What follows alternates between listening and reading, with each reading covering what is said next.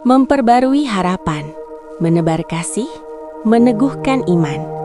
Selasa, 24 Februari 2026. Renungan hari ini diambil dari 1 Timotius 1 ayat 5. Tujuan nasihat itu ialah kasih yang timbul dari hati yang suci, dari hati nurani yang murni, dan dari iman yang tulus ikhlas. Dengan tema, sucikan, murnikan, dan teguhkan.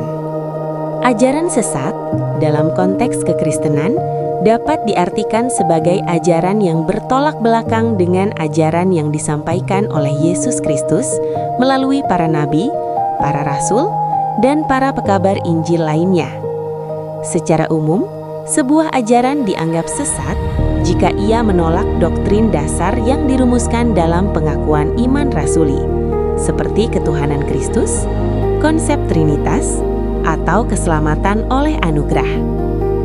Bagaimana cara para pengajar sesat ini terus berusaha menyesatkan para pengikut Kristus?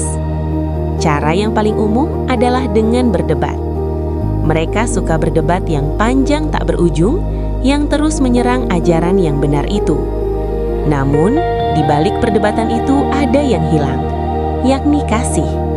Mereka punya kecerdasan untuk berdebat, tetapi tidak mampu menunjukkan kasih dalam diri mereka. Dalam kitab 1 Timotius, Rasul Paulus memberikan peringatan keras kepada Timotius mengenai munculnya pengajar-pengajar sesat di Efesus.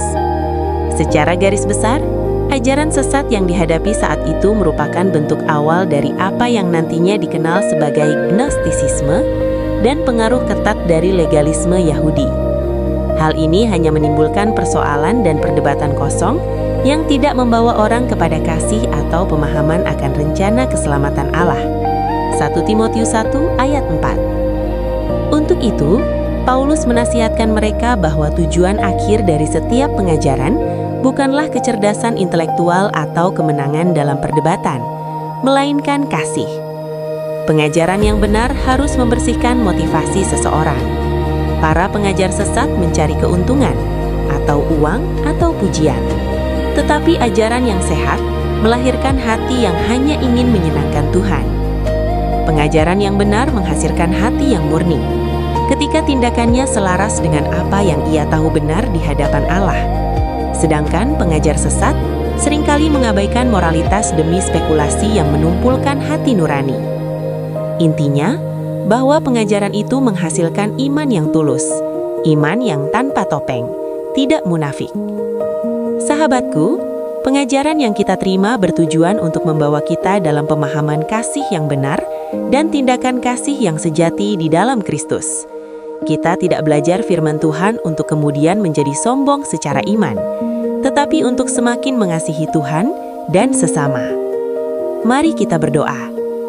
Ya Tuhan, jauhkanlah aku dari perdebatan yang sia-sia, dan bimbinglah aku untuk selalu hidup dalam kebenaran yang memerdekakan.